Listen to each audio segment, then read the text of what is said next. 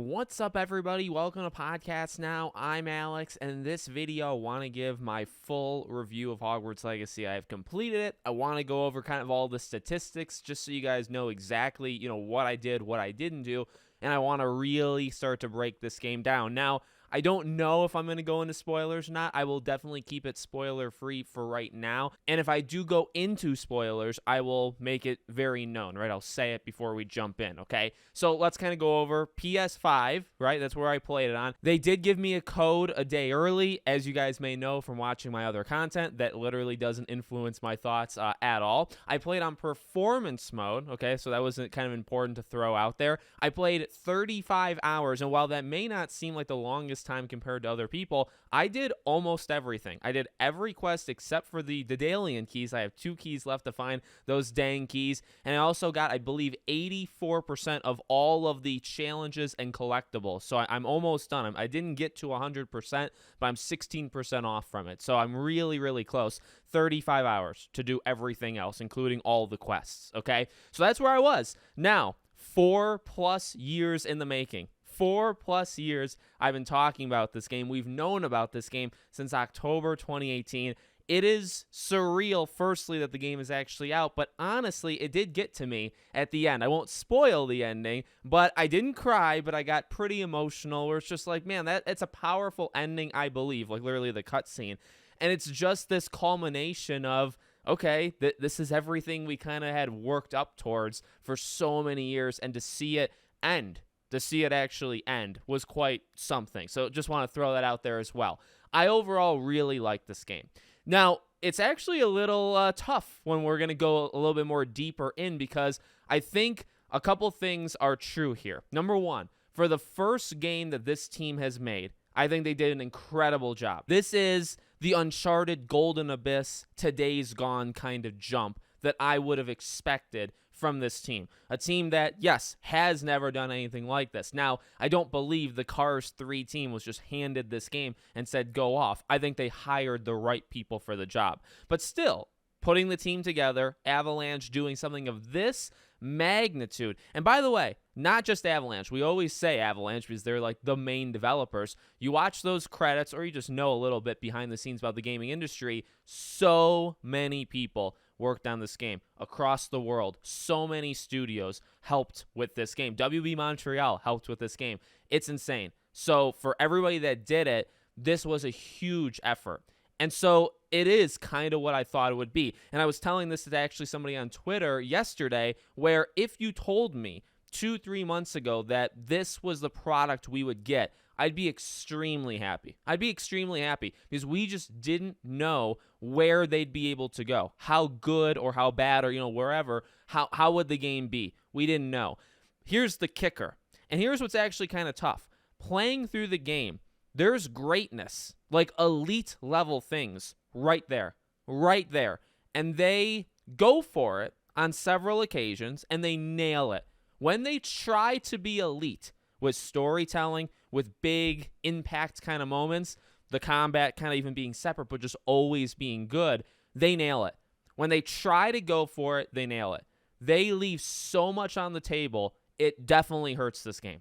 So that's kind of the pro-con, the overview, the big scope kind of thing in this game. I think for what it is extremely good and well worth a purchase, well worth a play. Whether you're an RPG fan, whether you're a Harry Potter fan, no matter what, I think this is worth it. But at the same time, they leave so much, or you just wonder, why didn't they go all in for something else like you did there? Or some of the weird cuts in this game, some of the times where they leave characters off, or how they conclude characters, is crazy in not a good way. I feel like it's budget. I feel like it's time. I feel like it's lack of experience. Those are the reasons I would give. But it comes off where it's like, how could you let that happen? And so, again, it's kind of a pro-con. So let's go over the pros. Let's do that first, and we'll go over the cons. So the pros, as I've said before, the world. It never stops being good. Truly, it never stops being good. The world is always a joy to look at. It's rough around the edges sometimes. Some of the characters are pretty rough around the edges, but overall, it's got a charm to it. It also visually, like I think visually it looks very, very good most of the time. Specifically, Hogwarts Castle, I talked about it before. It's very hard to beat. Now, as the game goes on, I found myself in Hogwarts less and less and less. Once you find, 100 plus field guide pages, and you find like 9 of the 10 I think I have of the demiguise statues, once you do so much there, once you've explored not every, because I haven't found everything, but, eventually you're like, all right, well, I got to go out. I got to do all the Merlin trials. I got to do all this stuff. I can't spend all my time in Hogwarts Castle, but Hogwarts is the mainstay. It's like the main thing of this game, and they do such a good job, right? And we talked about like the livability in my impressions video, right? I did a 12-hour impressions video of this game. It's a blend because on one side of things, the world itself is a character. Hogwarts itself is a character. So portraits on the walls that talk to you, or knights, or just things that are going on, do a really good job of making the world feel alive. Lack of students is definitely noticed, though. It was one of my greatest fears, and I would say there are a couple moments in this game where it's kind of laughable even. There are not enough people in this game, just generally, I would say. And I think, again, budget, time, experience, all that kind of stuff. But you feel it. You feel it a little bit in the livability department. I would argue that's the least impacted, though, because, I really do feel there's enough going on. Even when you're outside of Hogwarts, when you're in different cave systems, or you're in the Forbidden Forest, there's always enemies kind of around. They set up bandit camps. They're talking to each other. You go to Hogsmeade. Hogsmeade feels, again, like a character. I know people had likened it to like an amusement park where every store is kind of its own ride, right? Its own kind of theme. It's a really good analogy. I really like it. And so I think they do a really good job there. And again, in terms of like what's elite about this game, I think the attention to detail, the lore, the accuracy, the care for the Wizarding World, it's hard to say it's not elite. I absolutely believe it is. You go into the combat. The combat, I think, is spectacular. And, I guess when I talked about it 12 hours in, all right, well, does it fall apart after you play it for 23 more hours? No. Honestly, you get more and more powerful. The game gets better and better. I really do believe that. There are some fights towards the tail end, let's say, right? Or some missions where you're fighting hard enemies, or they just throw a ton of enemies at you, and it is really, really fun. I've said it before, I don't know if other games can copy this style. I would want games to, because it's just so good, but it's hard because of spellcasting. And, you got the range, so you're always at a range, but blocking, stupefying people, like, it's so much fun. And switching between the different, right, once you unlock it, you'll have those 16 spells, swapping between them, I guess, before you fight, and then switching between them when you're actually in the fight.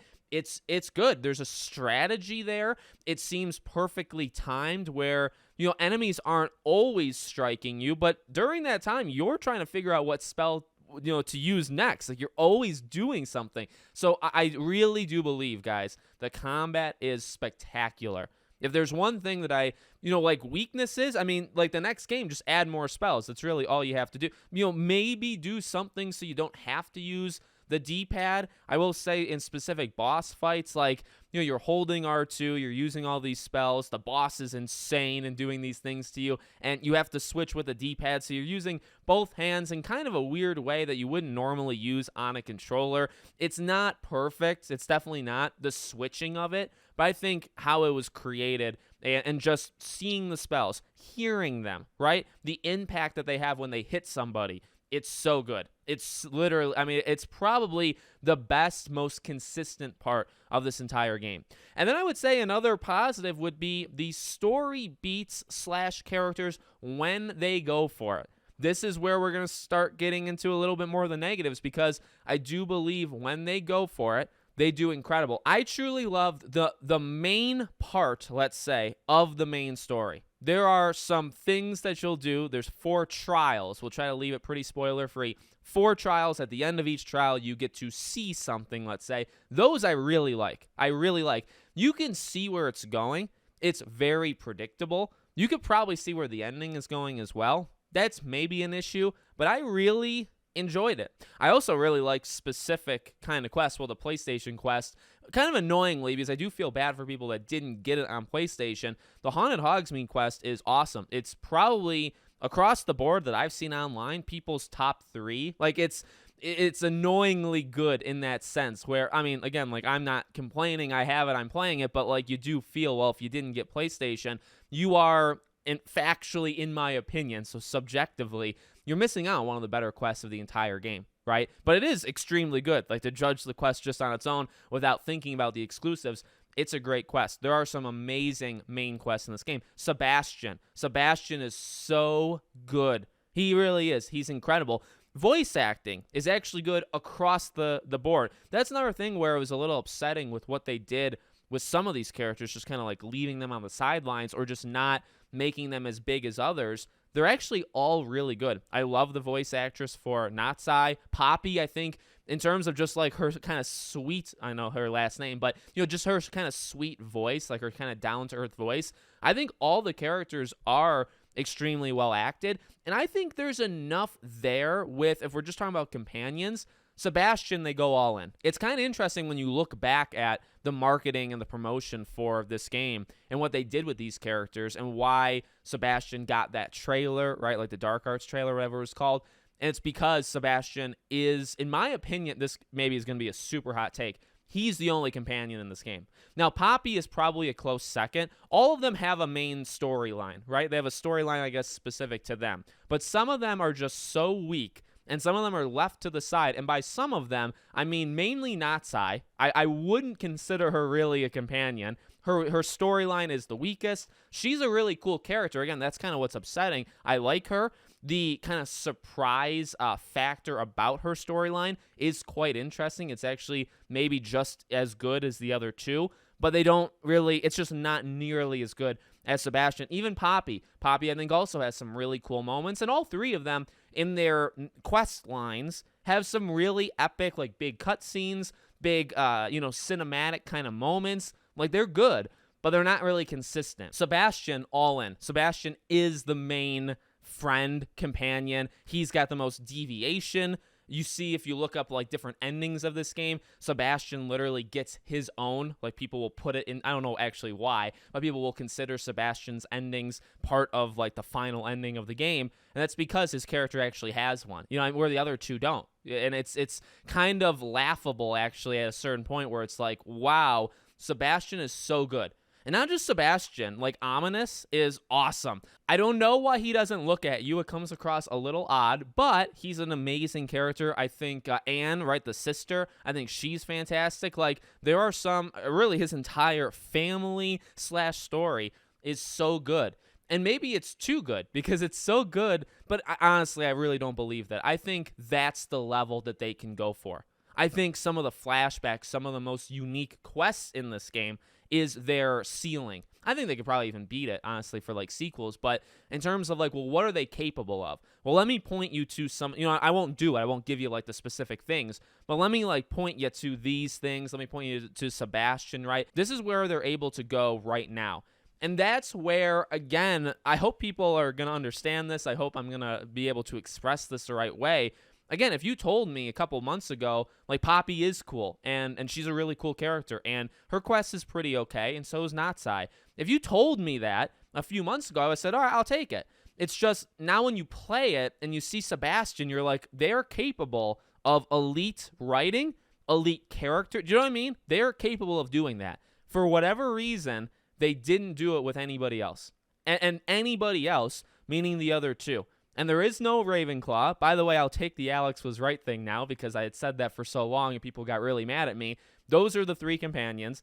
And really, there's only one, in my opinion. I think Sebastian is like, if you're going Mass Effect, you're going kind of like these games that have the characters that really reflect and you're able to deviate with them. Sebastian is the only one that can do it. So just to kind of throw that out there. And then, I talked about some of the odd kind of moments with this game. That would go into spoilers. There's some things that happen in this game in like a blink of the eye. I talked about the lack of people. Let's just say, without spoiling it, there's a cutscene at the end where you definitely expect more people, and there is a laughable amount of people on the screen. Okay? Can we say that without getting into spoilers? I think people may know. Big scene. It's actually why I kind of got emotional because it's the end of the game, and you expect more people, and there is a shockingly little amount of people. So things like that, rough around the edges, honestly.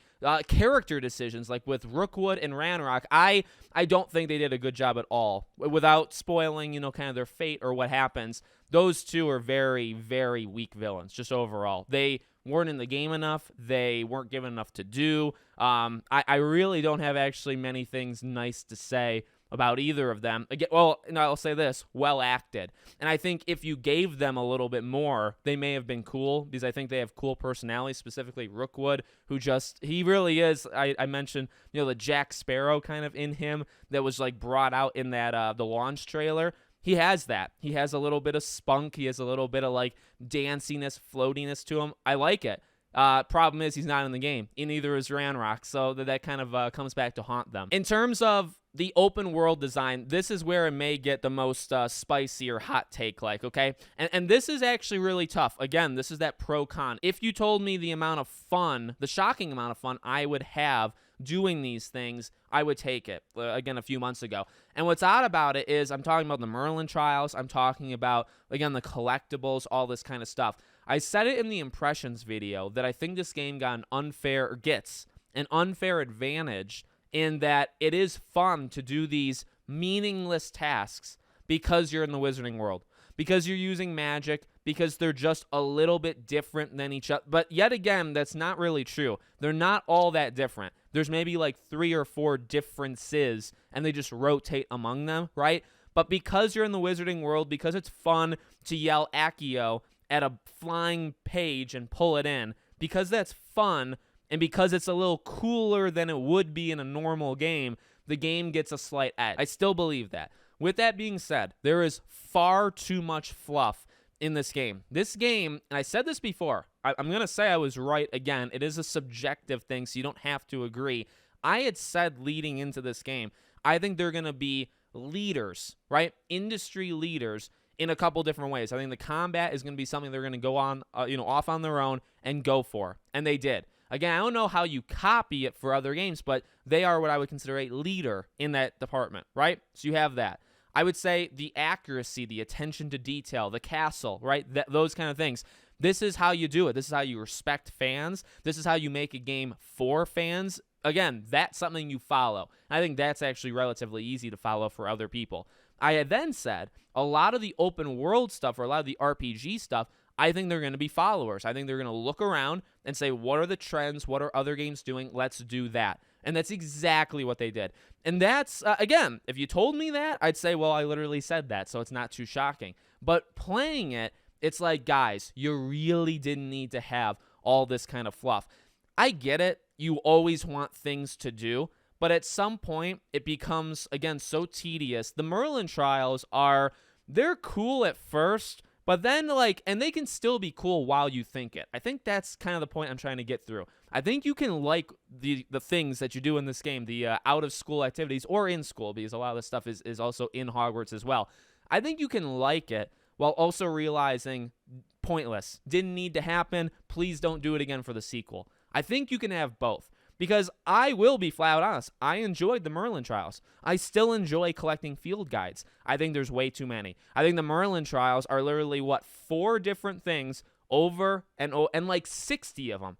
It's insane. And they tie gear capacity to it. So if you want to keep selling gear every 2.5 seconds, you need to do those Merlin trials. And then even when you do the Merlin trials, you still have to sell gear. Again, another RPG thing that you're constantly collecting things, and you're constantly having to switch out, what's the best, what's the worst, sell. I think it's the most egregious in this game because of the selling, right? I think the max gear in this game is 40. You will max out that gear so quickly that it's not even funny, and you'll have to sell things maybe every 20, 30 minutes. And if you don't, you're going to be met with the notification that, you have too much gear, you can't pick up more gear. It's incredibly annoying. So I just feel like they went for it in terms of saying, well, we're an RPG game.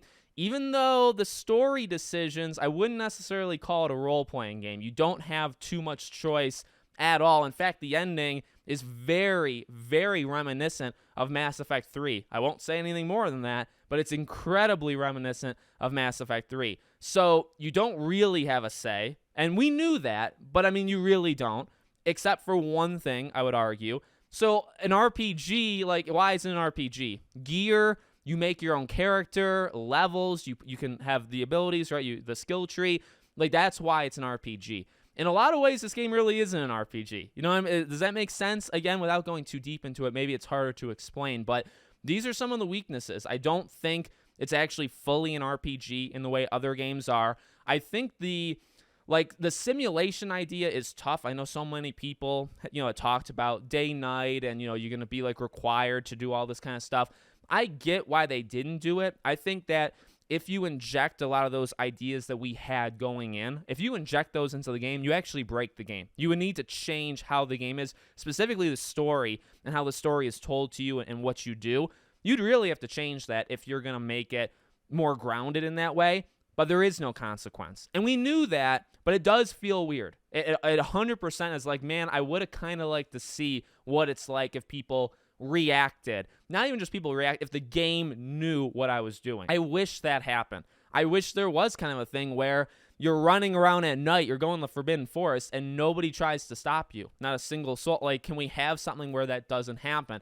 Those kind of moments, again, it's kind of what I expected, and I would still say this is an amazing, amazing success for a studio that jumped from what they did to what they do now. It's one of the biggest jumps literally of all time. But at the same time, it's right there. You did it in some aspects. You have it. The classes, when you go to literal classes and you see the cutscenes and they teach you a new spell, you have it. You just need to do it a little bit more, or you just need to kind of tweak things here and there. Those are my main issues with the game. Is you're right there. You're literally on the cusp of greatness. These kind of cliche lines. You're right there, and when you don't do it, it's so glaring. I've seen you do it. I know you're capable. Does that make sense? When you do Sebastian so well, it hurts Poppy and Natsai because you're like, well, they're okay. And again, I think their characters themselves are solid, but you just proved to me you can do it. And why didn't you for anybody else? Why is there only 3? Things like that. And when you start to see it, that's when like the criticisms start to come in, where it's like, all right, well, you're capable of doing these things, but you just didn't. So it's got to be budget, time, money, resources, people, whatever it may be. There's a lot left on the table here, a ton, and that is disappointing. But again, I go back and forth because I think, well, these are really all just things that you improve for the like that's ultimately, honestly, where I'm at. There's definitely criticisms, and we'll be calling it out as long as I care to. But at the same time, it's like, well, I think what's here is well worth the price. I think you're going to have fun. I think if you're not maybe on so much of the gaming side that I am, you may not even see some of these things. And ultimately, they may get fixed and these are like the laundry list of things that you fix in the sequel or, whatever. So ultimately, like, that's okay. You know what I mean? But the game is not perfect. I wouldn't say that. I wouldn't say this is a masterpiece. I wouldn't say this is a 10 out of 10. No, I don't give scores. I do not give scores. I'm not giving this game a score. But I do not think it's a perfect experience. I think some things they do about as perfect as they can, and then other things they just completely, leave it on the table, which is a little disappointing. So ultimately, I kind of got what I wanted. I said that during the impressions. It is kind of the game I want it to be. There's some things missing, and the more you play it, I think there's more and more missing, but I still had a blast. The ending still got me. Like, surprisingly, I don't really get emotional for all that many things. I got emotional for the end. Now, maybe that's just because of my life, the channel, stuff like that. Maybe it's unfair that the game didn't actually do it, but I think the game did work in a lot of ways. And again, for the jump that they were able to make, and for this game to be so high selling, such high praise from people on their first try. Again, it's the Days Gone thing, but even much better. I would say the jump from Uncharted Golden Abyss on PS Vita, which is an incredible game, and then you jump to Days Gone, this open world zombie, not really RPG, right? But it's an open world game. Huge jump. And I would say Days Gone kind of had the same things. You see greatness, you see where you can go, but it is definitely rough around the edges. There are just some odd design choices or whatever. This is very similar. You jump from God knows what to this, and then this is actually extremely good. There are kind of things everywhere, though, that you would say, well, here's what you're going to need to do for the next one. And as long as you do it, because here's the thing, this is your bar now. This is the low end. So you should be able, these improvements, there's no excuse. These are the things you need to do for the next game to make it even better. And it needs to be better, because I'm not going to take a Hogwarts Legacy 2 that's the exact same as this, because I do think there's many improvements that need to be made. But with that being said, I really, really liked it. Fully think it's worth your time. And for me, 35 hours, I'm not done. I'm probably going to go for 100%. I'll probably go for the platinum. I mean, this game can get up there in 40, 50, 60 hours. I know there's some people in 60 hours that haven't beaten it yet. So I think the game is extremely good. For what it is, I think it's extremely good. Let me know what you guys think. I will be doing specific videos. So if you're wondering, well, Alex, you didn't really talk about the ending too much or this or that, I'm going to start to break down specific things in the game and make its own video. So that's going to start tomorrow. So let me know if you want to see a specific thing in the comments. We'll definitely do it. But I want to talk about the ending, the companions, different elements of the game, let's say. So let me know. Make sure you guys are subscribed, bell icon turned on, and I'll see you all on the next one.